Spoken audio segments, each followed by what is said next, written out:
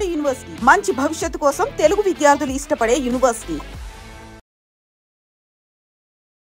మీ count లో countries అన్ని ఎన్ని కంట్రీస్ ఉన్నాయి రవి గారు? మొత్తం కంట్రీస్ యునైటెడ్ నేషన్స్ రికగ్నైజ్ చేసే కంట్రీలు 193 ఉన్నాయి.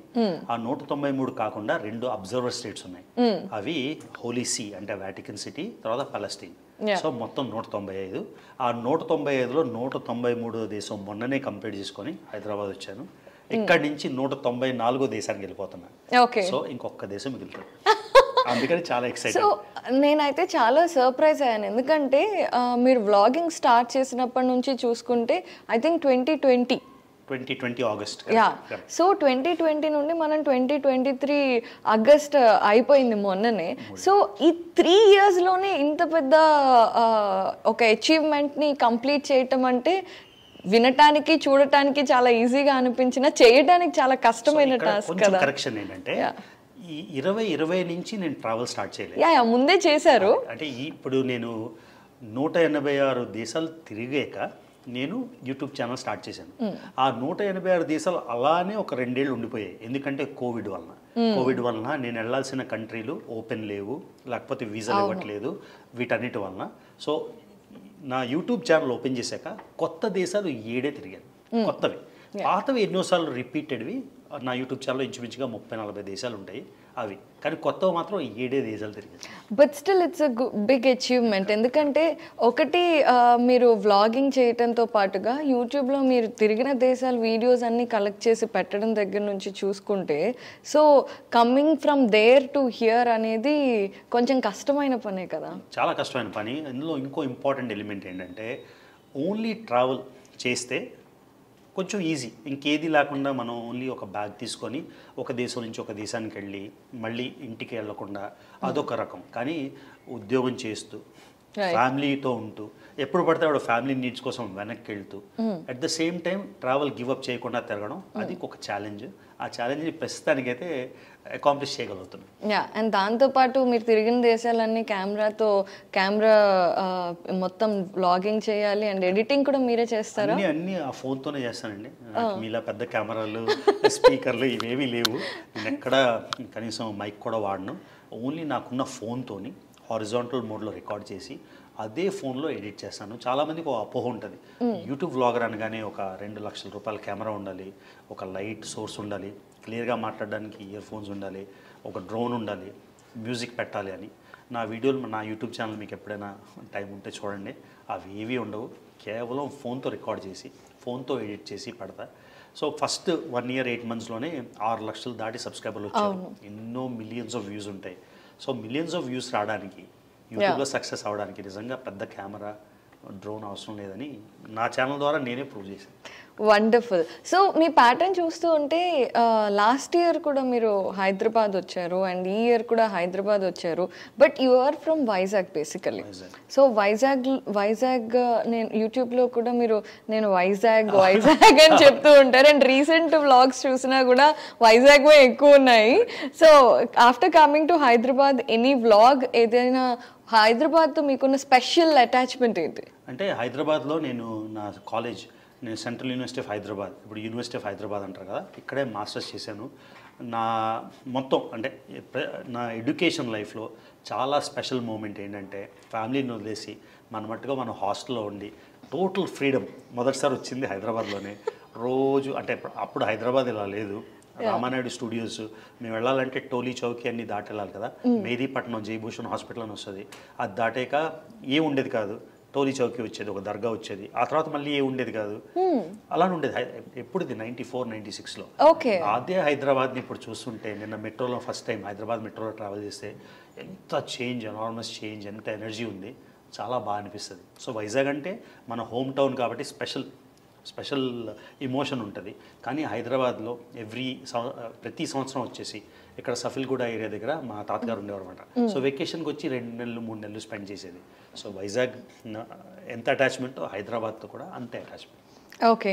సో కమింగ్ టు ట్రావెల్, ముఖ్యంగా రవి తెలుగు ట్రావెలర్ అనే అతను చాలా ఎక్కువ మాసివ్ ఇమేజ్ ఉన్న మనిషి అనమాట. ట్రావెలింగ్ ఎవరైతే ట్రావెల్ వ్లాగ్స్ చేస్తూ ఉంటారో ట్రావెలర్స్ కమ్యూనిటీలో ఒక తెలుగు పర్సన్గా, అయితే ఫస్ట్ మీరు 10 years ఉన్నప్పుడు భూటాన్ వెళ్ళినప్పుడు అండ్ ఆ తర్వాత మీరు ట్రావెలింగ్ స్టార్ట్ చేసినప్పుడు how did you plan it?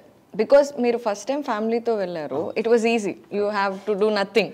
So but first time మీరు చదువుకునేటప్పుడు ఎప్పుడైనా ట్రావెల్ చేశారా, లేదంటే డబ్బులు వచ్చాకే చేశారా? చదువుకున్నప్పుడు కూడా ట్రావెల్ చేసేవాడిని. నేను అమెరికా 1996లో వెళ్ళా. 1996లో అయ్యాక నా ఫస్ట్ ట్రావెల్ అంటే నా డబ్బులతోని, నా కష్టాజితంతో. డబ్బులు అంటే ఎక్కువ డబ్బులు రాకపోయినా మనం డబ్బులు సంపాదిస్తే డబ్బులే కదా. మొదట వెళ్ళిన దేశం హాలండ్, అంటే ఆమ్స్టర్డామ్ ఊరు. అది 1997లో. అప్పుడు నిజంగానే డబ్బులు లేవు.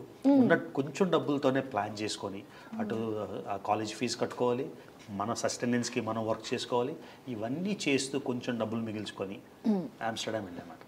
ఓకే. సో అది అమేజింగ్ ఎక్స్పీరియన్స్. అంటే మన డబ్బులు లేకపోయినా మనం జనరల్గా ఏమనుకుంటాం, ఇప్పుడు చదువుకుంటున్నాం కదా, ఇప్పుడు ట్రావెల్ చేయాలా. ఇంట్లో వాళ్ళు కూడా చెప్తారు, ఎందుకురా డబ్బులు వేస్ట్ చేస్తున్నావు ట్రావెల్ చేస్తున్నావు అంటే. అంత ట్రావెల్ అంటే అంత ప్యాషన్ ఉన్నప్పుడు తప్పదు కదా.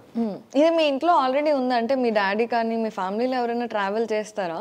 మేము అంటే ఇండియాలో ప్రతి 2 ఏళ్ళకి ట్రావెల్ చేసేవాళ్ళం. ఇండియాలో చాలా వరకు వాళ్ళు చూపించారు. సో అలానే స్టార్ట్ అయ్యింది ట్రావెల్ అంటే ఇష్టం, అలా కంటిన్యూ అయిపోయింది. Yeah. So when you have travelled for the first time, అప్పుడు 1997 అంటే it's hardly not even mobile phones time కదా. సో ఏ ధైర్యంతో అలా వెళ్ళిపోయారు? చూడాలని, ప్రపంచాన్ని చూడాలని ఒక తపన. ఆ తపనకి ఇప్పుడంటే యూట్యూబ్ ఛానల్ ఉంది, మనం వీడియో వేస్తే 50,000 1,00,000 మంది చూస్తారు. అదేమీ లేకుండా మనకి లోపల నుంచి వచ్చిన సంతృప్తి కోసం ట్రావెల్ చేశాం కదా. అది ఏ ధైర్యం అంటే చూడాలని తప్పని, అంతే, ఇంకేం.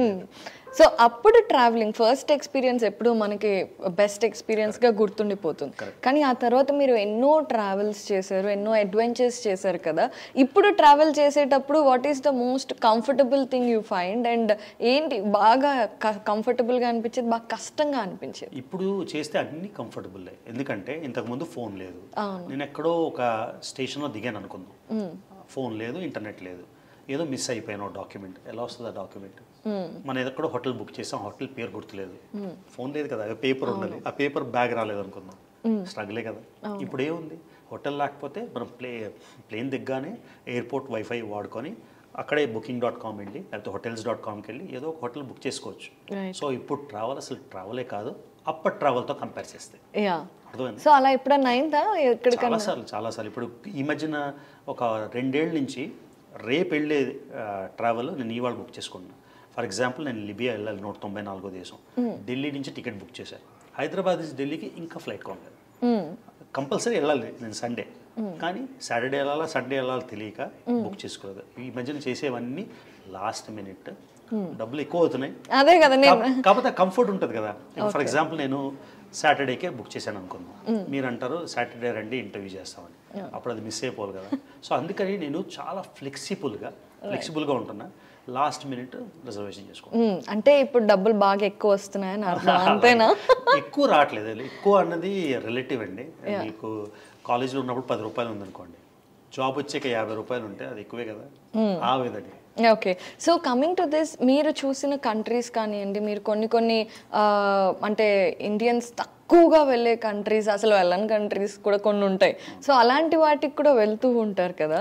సో అలా మీకు వెళ్ళిన కంట్రీ, అక్కడ మనకున్న ఇమాజినేషన్కి చాలా డిఫరెంట్గా అనిపించిన కంట్రీ ఏంటండి? ఇప్పుడు సిరియా ఉంది.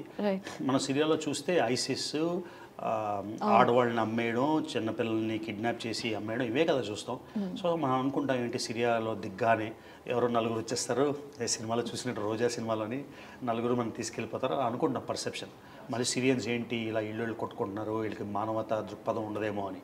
అక్కడికి వెళ్తే వాళ్ళు చెప్తారు, ఇది రియల్ సిరియా, మా ఇంటికి రండి, మా గురించి చూపించండి. సో ఎక్కడికి వెళ్ళినా, వాళ్ళ సార్తో మాట్లాడుతుంటే అని అన్నారు, అందరి రక్తం ఎర్రగానే ఉంటుందని. మీరు ఎక్కడికి వెళ్ళినా అందరి రక్తం ఎరిపే కదా. అందరికీ ఉండే బ్యాడ్ గుడ్ ప్రతి దగ్గర ఉంటాయి. చాలా వరకు మన పర్సెప్షన్స్, వీళ్ళు ఇలాంటి వాళ్ళు, వాళ్ళు అలాంటి వాళ్ళు. కానీ ఒక్కసారి మీరు అక్కడికి వెళ్తే మనం ఎలానో వాళ్ళు అలానే అని చాలా చాలా ఏంటంటే జ్ఞానోదయం అవుతుంది అన్నమాట.